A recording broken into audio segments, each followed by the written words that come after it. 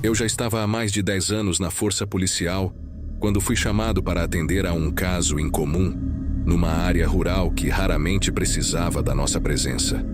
Era um vilarejo afastado, daqueles esquecidos pelo tempo, e, segundo o chamado, algo estranho estava acontecendo numa estrada de terra que ligava as poucas casas da comunidade ao restante do município.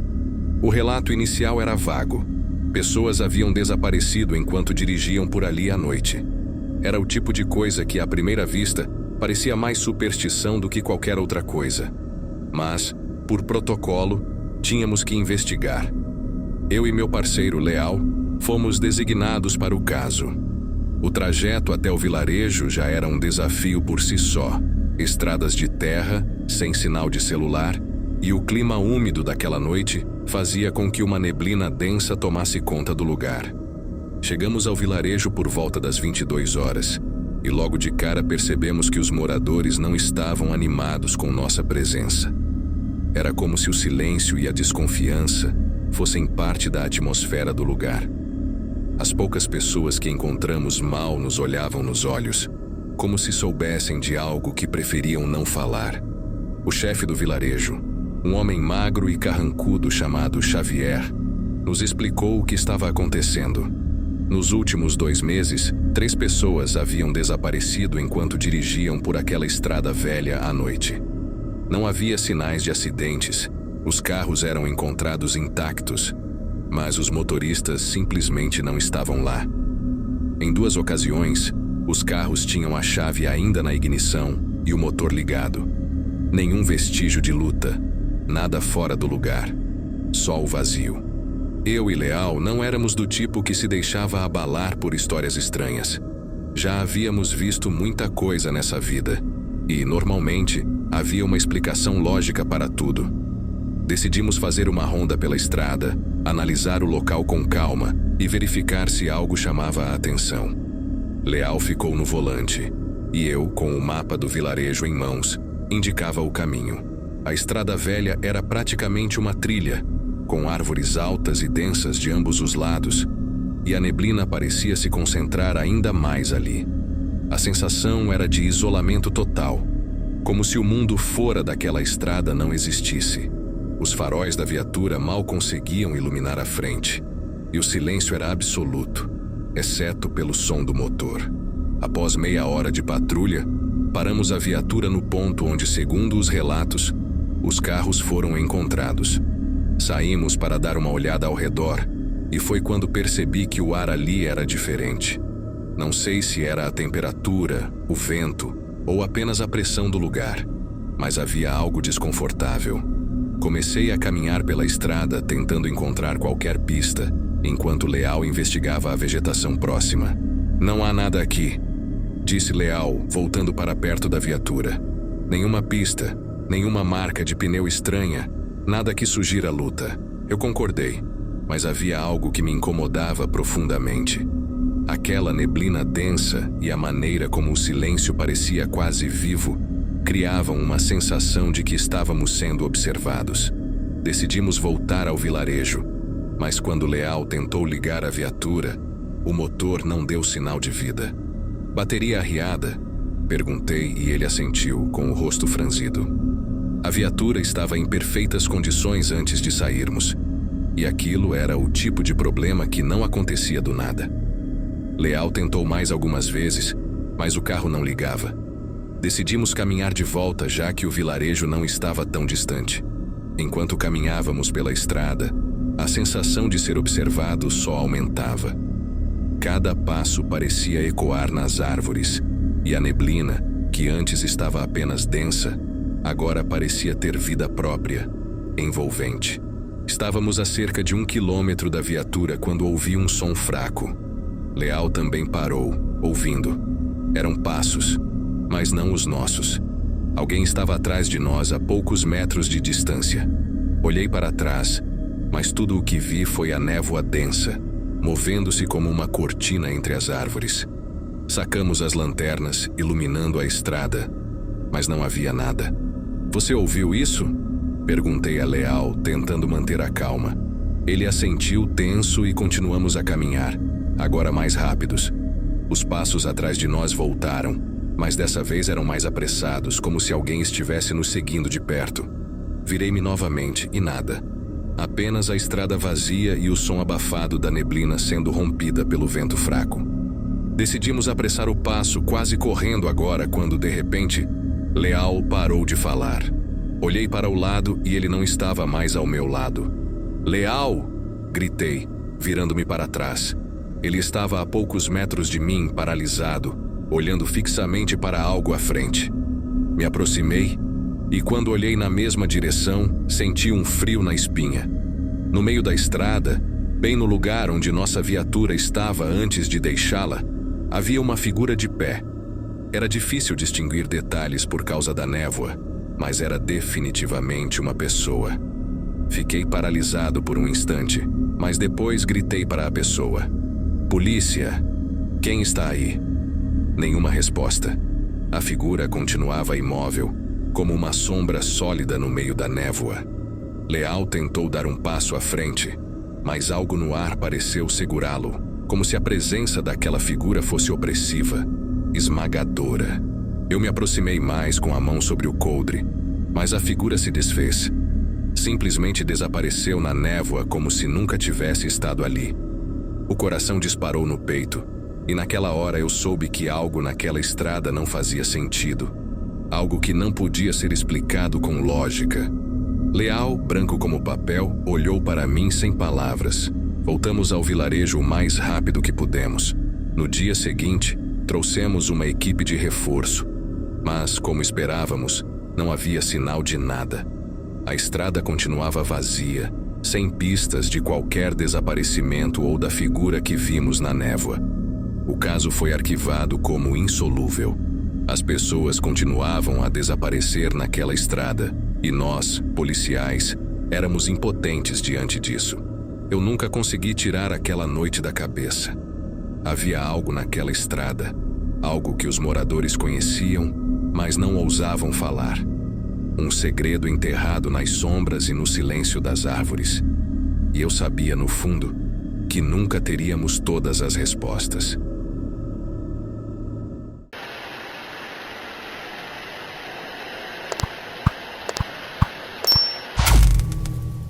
Eu não era um novato na polícia quando aconteceu, mas também não estava preparado para o que ia enfrentar naquela noite. Era uma terça-feira, pouco antes da meia-noite, e a cidade estava praticamente deserta. Patrulhávamos a área central, eu e meu parceiro, Raul, quando o rádio começou a chiar com uma voz urgente. Era um pedido de reforço de uma guarnição a cerca de 5 quilômetros de onde estávamos. Do outro lado da linha, a comunicação era tensa. Um suspeito em fuga. Um carro preto, sedã, roubado horas antes de uma residência em um bairro de classe média. A situação já era complicada. O suspeito, segundo o relato, estava armado. Raul olhou para mim e, sem precisar de palavras, aceleramos em direção à ocorrência. Aquela noite sabia, não seria como as outras. Chegamos ao local cerca de 5 minutos depois da chamada inicial.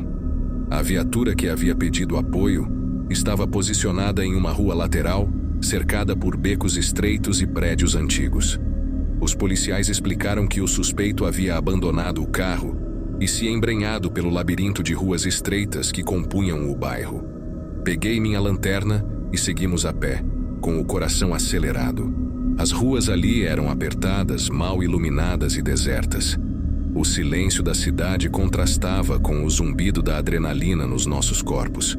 Cada ruído parecia amplificado. O som dos nossos passos, o leve estalar de algo ao longe. Estávamos atrás de um criminoso, mas não sabíamos exatamente o que esperar. Sabíamos apenas que ele estava em fuga. Nos dividimos.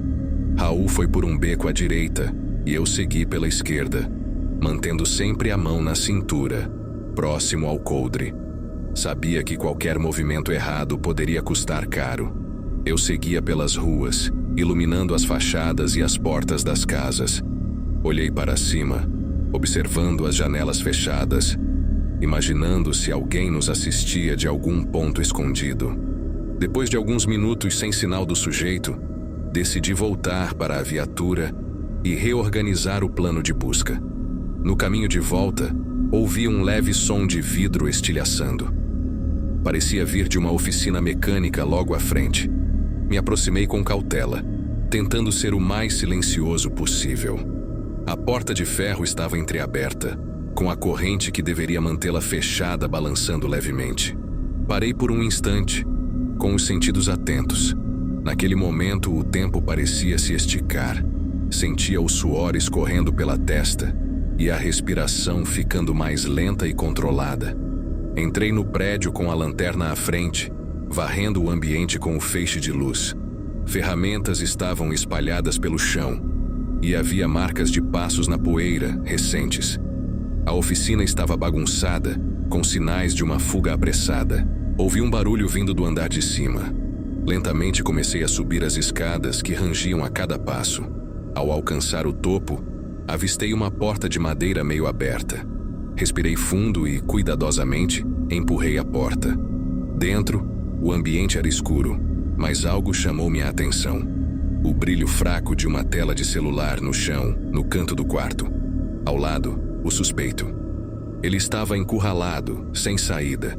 Tinha o rosto suado, com os olhos arregalados, e segurava uma arma com a mão trêmula.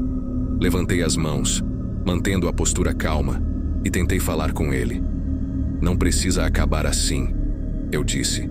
Ele parecia desesperado, sem saber o que fazer. Seu dedo tremia no gatilho e eu sabia que qualquer movimento brusco poderia ser fatal. "Joga a arma no chão, ninguém precisa se machucar aqui", insisti.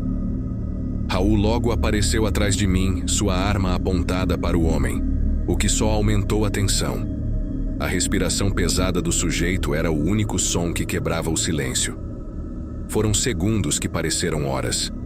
Ele hesitou, olhou para nós dois e finalmente soltou a arma, que caiu no chão com um som metálico. O alívio tomou conta de mim, mas não havia tempo para comemorar. Algemamos o homem rapidamente, garantindo que ele não tivesse nenhuma outra arma escondida. Ele estava assustado e, durante o trajeto de volta à delegacia, começou a falar. Dizia que não era um criminoso, que tinha sido forçado a fugir, que havia se metido com as pessoas erradas. Não era minha função julgar ali, apenas cumprir a lei. Na delegacia, após horas de interrogatório, a verdade começou a se desenrolar. Ele era um ex-motorista de uma quadrilha envolvida em roubos de carros de luxo. Tinha largado o crime meses antes, mas alguém havia vindo cobrar dívidas antigas. A fuga foi uma tentativa desesperada de escapar de uma ameaça maior do que a própria polícia. Naquela noite, quando finalmente voltei para casa, o sono demorou a chegar. Não por medo ou adrenalina, mas pela complexidade daquela situação. Às vezes, os limites entre o certo e o errado são mais tênues do que imaginamos. O homem que persegui pelas ruas daquela noite não era um monstro. Era alguém que fez escolhas ruins, escolhas que o levaram a uma situação sem saída. Ser policial é isso, viver em meio às ambiguidades. Mas naquela noite, pelo menos, tudo terminou sem tiros, sem mortes. E isso, de alguma forma, era uma vitória. Uma pequena, mas significativa.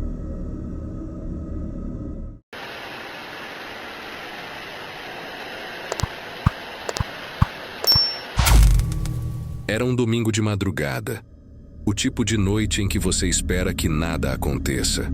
A cidade estava em silêncio, como sempre estava nos fins de semana, e as ruas estavam praticamente vazias.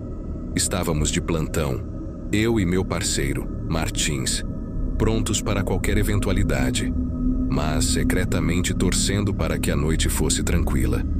Essas são as horas que fazem você refletir se escolheu a profissão certa ou se poderia estar em casa, dormindo em paz. Por volta das 2h30, o rádio da viatura estalou com uma voz tensa. Solicitamos viatura na rua Brás Cubas, número 214. Ocorrência de desaparecimento. Mulher não localiza o marido desde o início da noite. Desaparecimentos noturnos não eram incomuns. E geralmente eram casos simples de pessoas que queriam fugir por um tempo. Brigas de casal, ou algo parecido. Mas essa noite, havia algo no tom da voz que me incomodou. Uma urgência que era difícil ignorar. Martins suspirou enquanto ligava o motor, e nos dirigimos para o endereço. Era uma área residencial simples, tranquila até demais. Quando chegamos, a mulher que havia chamado a polícia nos recebeu com o rosto abatido, olhos vermelhos de tanto chorar. Ele saiu para fumar no quintal por volta das 9 horas e não voltou mais. Fui procurar e não encontrei nenhum sinal dele. Não faz sentido. Ele sempre volta. A voz dela tremia. Perguntamos sobre possíveis problemas, brigas ou qualquer outra coisa que pudesse justificar uma saída tão repentina, mas ela negou. O casal parecia viver uma vida normal, sem dívidas ou inimizades conhecidas. Decidimos investigar o quintal para começar, mas não havia muito o que encontrar. O lugar era pequeno, com uma cerca baixa e um pequeno portão que dava para um beco estreito, quase sempre deserto. Martins apontou a lanterna em direção ao beco, e eu o segui, tentando ver se encontrávamos qualquer coisa fora do comum. A rua parecia tranquila, com as luzes dos postes jogando sombras longas pelo chão de pedras mal alinhadas. Aquele lugar sempre fora vazio, mas naquela noite, havia algo estranho no ar, como se o próprio silêncio estivesse fora de lugar. Começamos a caminhar, olhando para os lados, procurando qualquer vestígio do homem desaparecido. Alguns metros adiante encontramos um cigarro apagado no chão, ainda com a ponta amassada. Parecia fresco, como se tivesse sido jogado ali há poucas horas. Mais à frente, o beco fazia uma curva, e foi ali que as coisas começaram a ficar estranhas. Ao dobrarmos a esquina, um odor forte e metálico atingiu nossos narizes.